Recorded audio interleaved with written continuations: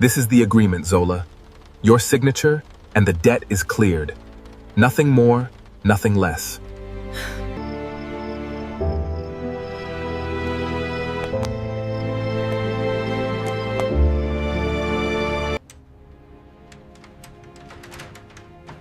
Who's there? It's me, Zola. Zola never thought the man she once called her husband would one day place a price on her life. But on the night everything changed, Tunda didn't even look ashamed. He sat in a black car outside a private hospital, counting money with shaking fingers while Zola stared at the papers in her lap. "Sign it," he said coldly. "This is the only way your mother survives." Zola's eyes moved from the contract to the hospital building across the street, where her mother lay weak and fading after months of dialysis. "You said this was a loan," she whispered. "It is," Tunda replied. "Just not the kind you were expecting." He leaned closer, lowering his voice. "A very powerful man is willing to pay 2 million naira immediately, if you agree to become his grandson's wife." Zola looked at him as if she had never seen him before. "What did you say?" Tunda exhaled impatiently. "Don't act shocked. You've seen the hospital bills. We're drowning. Your mother needs surgery. I have debts. This solves everything." "This solves your gambling," she said. His jaw hardened. "Careful, Zola." She turned to the woman sitting in the front seat, Tunde's aunt, Mama Bisi, who had hated her from the first day of her marriage. Mama Bisi clicked her tongue. "Sign the papers. A poor woman should be grateful when rich people make her useful." Zola's throat tightened. "I'm not an object." Tunde laughed bitterly. "No? Then why has your pride never paid one bill in this house?" That was the moment her heart truly broke. Not on the day he started coming home drunk. Not on the day he sold her sewing machines. Not even on the day he slapped her because she asked where the rent money had gone. No. It broke here, in a silent car, outside a hospital, when the man she once loved decided her body, her future, and her dignity were negotiable. Zola looked down again. At the bottom of the contract was one sentence Tunda had circled in red ink. "Advance payment released immediately upon signature." "My mother gets treatment first," Zola said, her voice trembling. "Every bill, every test, every medicine." Tunda nodded too quickly. "Of course. Swear it." "I swear." Zola closed her eyes. For her mother, she signed. For her mother, she sold the last thing she had left, and by the time the ink dried, Tunda was already smiling.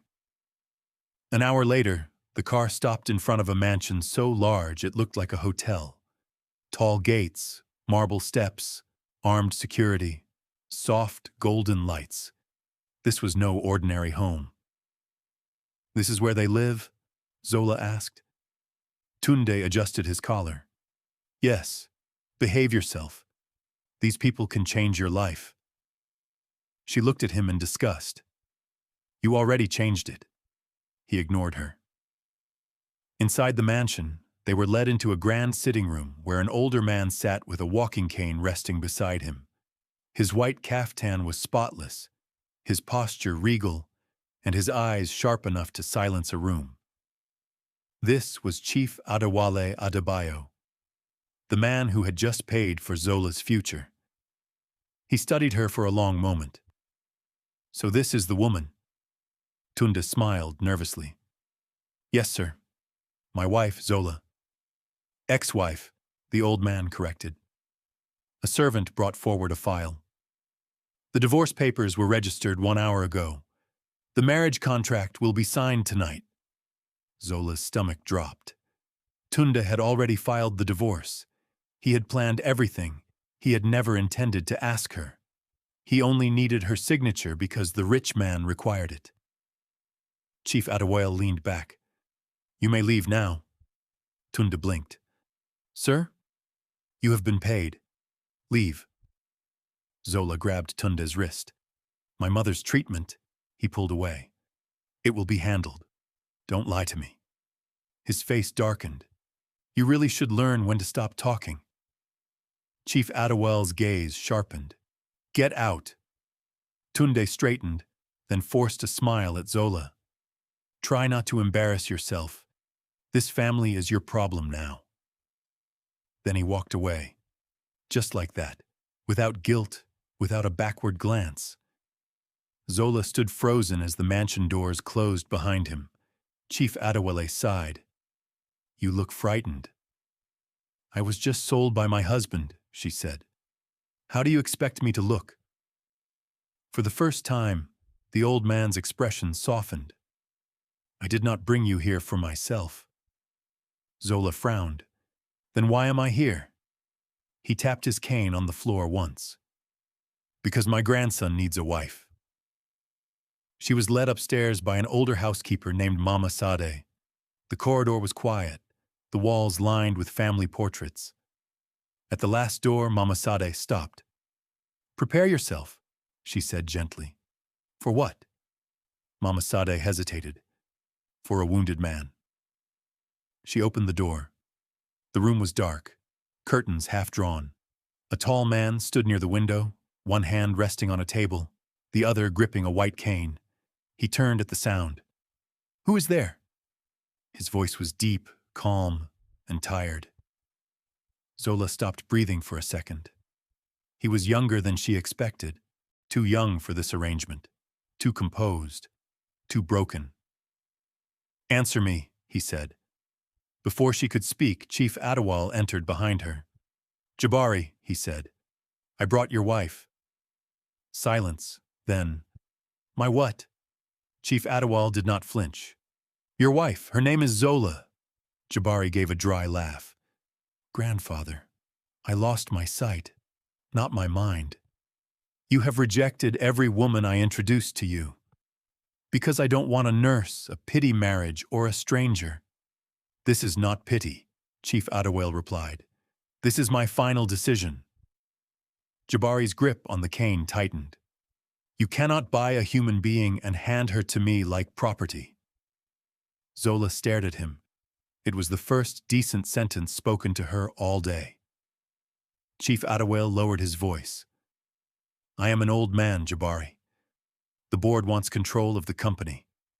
The family trust requires that you be married before your 30th birthday. If I die before then, they will strip you of everything your parents built. Jabari turned away. I don't care about the company. I do, the old man snapped, because I watched your father die building it. The room went silent again. Then Chief Adewale's voice softened. She will live here. No one will touch her. No one will mistreat her. And whether you call this marriage real or not, the world will. He turned to Zola. You are safe in this house. Safe. The word felt unfamiliar. Jabari finally spoke. I will not hurt you, he said, without looking at her. But do not expect a love story from me. Zola swallowed.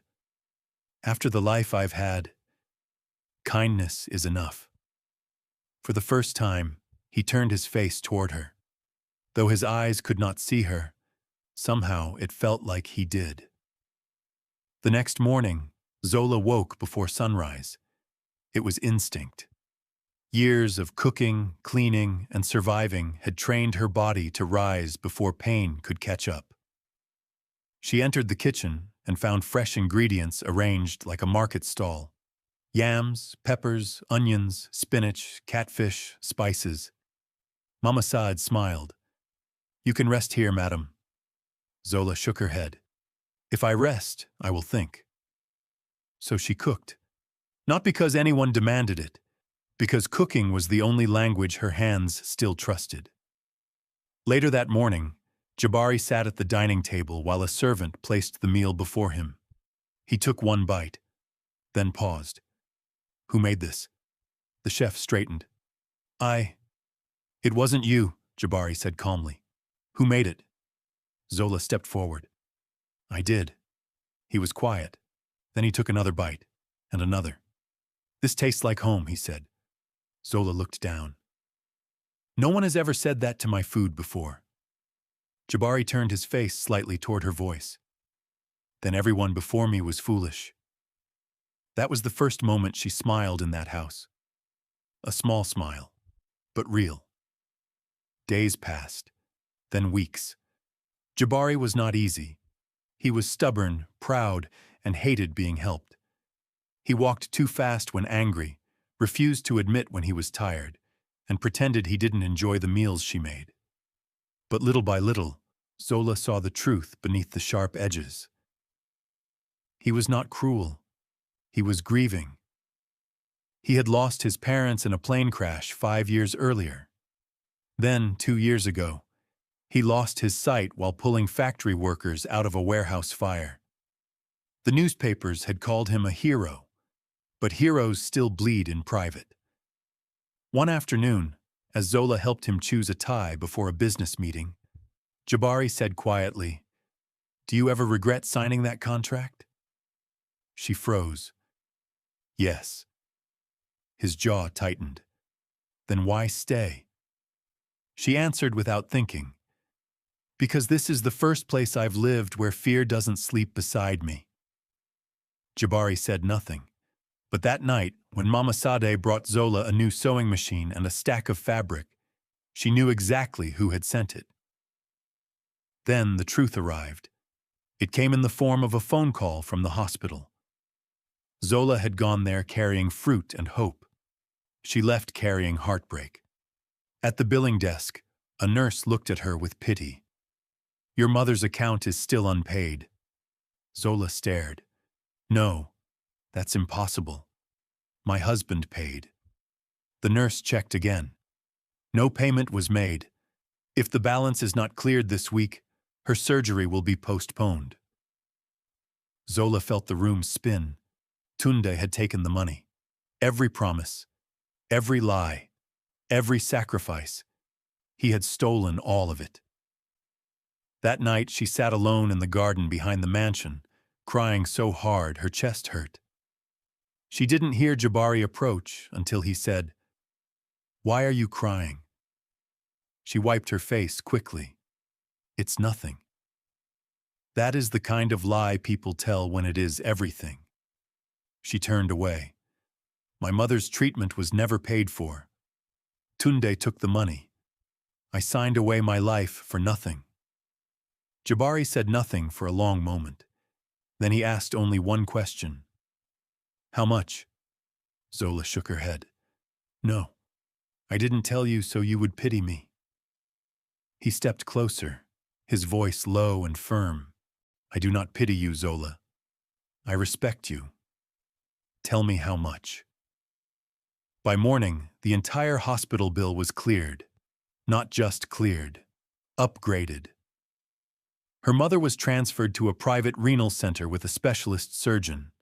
When Zola found out, she rushed back to the house in disbelief. You did this? Jabari sat in the library, reviewing audio files from a business report. Yes. Why? He removed one earpiece. Because no daughter should have to bargain with monsters to keep her mother alive. Her eyes filled again. You barely know me. He gave the faintest smile. I know enough. She moved closer. Thank you. His expression turned softer than she had ever seen it.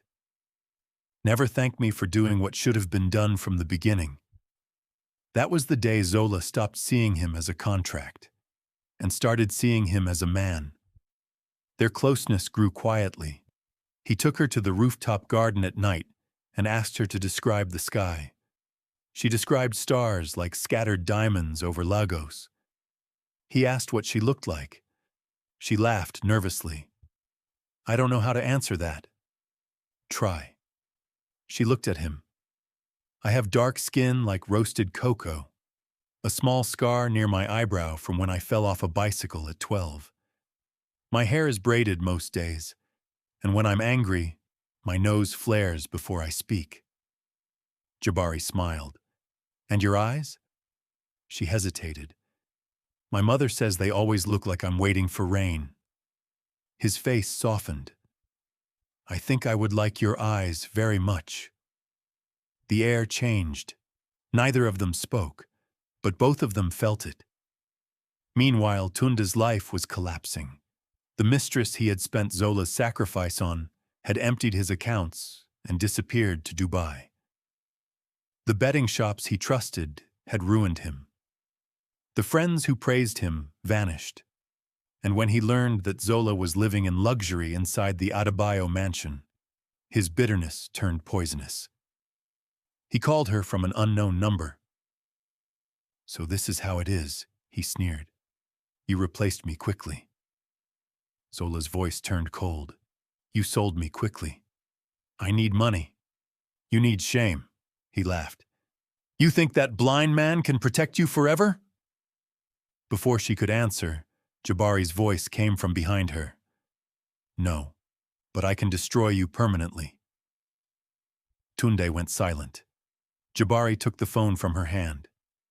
If you ever call my wife again, I will make sure the police investigate every debt, every forgery, and every illegal bet you ever placed.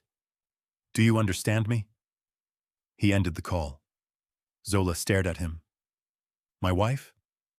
Jabari handed the phone back calmly. That is what you are. But this marriage, paper can become truth, he said quietly, sometimes before people notice. Weeks later, Chief Adewale announced that surgeons in Cape Town had accepted Jabari for a high-risk restorative operation. The whole house buzzed with hope. Zola smiled for him, but inside, she was terrified, because by then, she was already in love, and love had never once been safe in her life. The night before he left, Jabari called her to the balcony. When I come back, he said, one of two things will happen. Either I will still be blind, or I will finally see the woman who gave peace back to this house. Zola's eyes filled. He lifted his hand slightly. She stepped closer and placed her fingers in his. When you come back, she whispered, I'll be here. He raised her hand to his lips. For the first time in a long time, I believe someone means those words. The surgery took longer than expected. Calls became fewer, messages shorter. Then, for 2 days, there was nothing. No updates, no voice notes, no answer. Zola stopped sleeping. On the third morning, she nearly collapsed in the kitchen.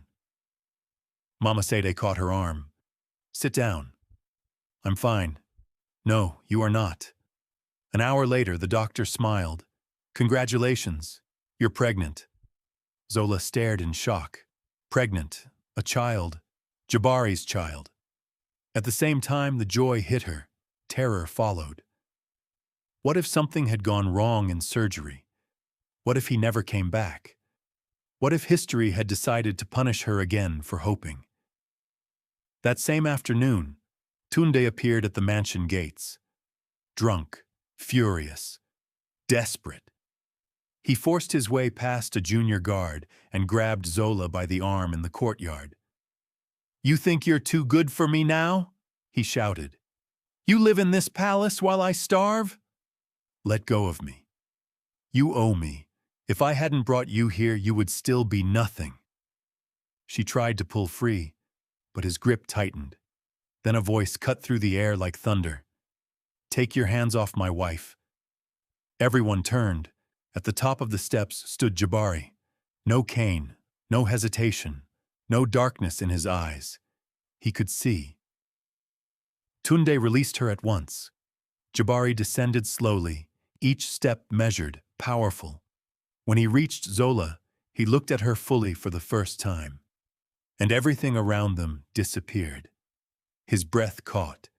You're even more beautiful than the life I imagined for you. Zola covered her mouth, crying. You can see? Yes, he said, eyes locked on hers.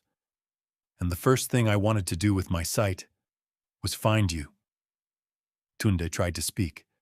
Sir, Jabari turned, and his face became stone. You forged signatures, abandoned a sick woman, stole medical money, and laid hands on my wife inside my home. Tunde stepped back. I can explain? No, Jabari said. You can explain it to the police. Guards seized him. He screamed, threatened, cursed. But no one listened. For the first time in his life, Tunde's voice had no power. When the silence returned, Jabari looked back at Zola. I came home with more than my sight, he said softly. He reached into his pocket and pulled out a ring.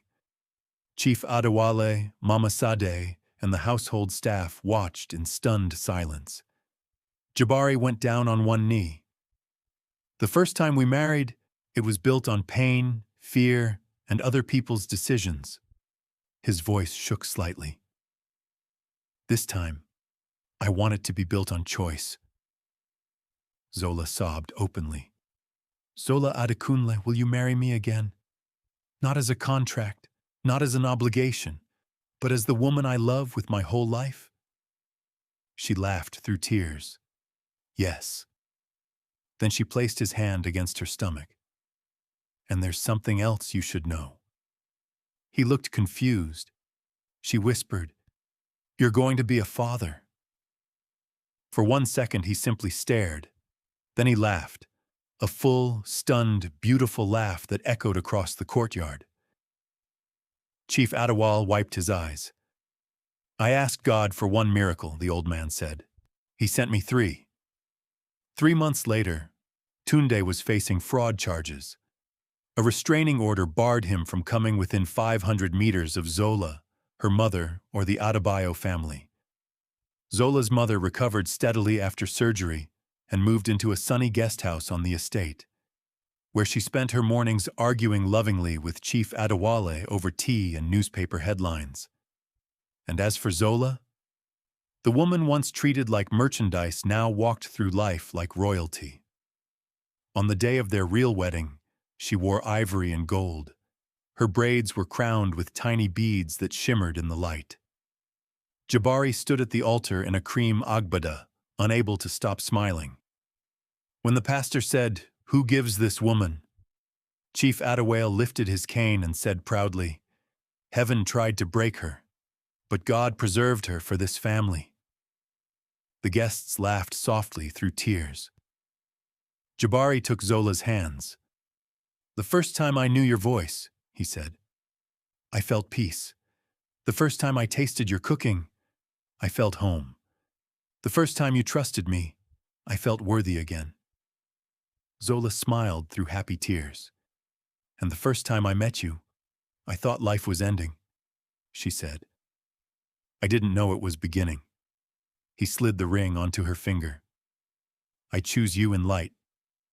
She placed his ring on his hand. And I choose you after darkness. The hall erupted in applause. Chief Adewale shouted louder than everyone. Dance! Let nobody in this family marry quietly. Music exploded through the hall. Drums, laughter, joy. And when Jabari pulled Zola close during the celebration, he whispered in her ear, Do you know what my favorite part of seeing is? She smiled. What? Watching the woman they tried to break shine brighter than everyone in the room. Zola rested her head against his chest. Once, she had been treated like a burden. Now she was loved like a blessing. Once, she cried outside hospital walls with no one to protect her. Now an entire family stood behind her. Once, a cruel man sold her future for cash. But in the end, fate returned every tear she had ever shed, with love, dignity, and a crown no one could ever steal. And that was how the woman they treated like nothing became the queen of a man who first loved her without even seeing her.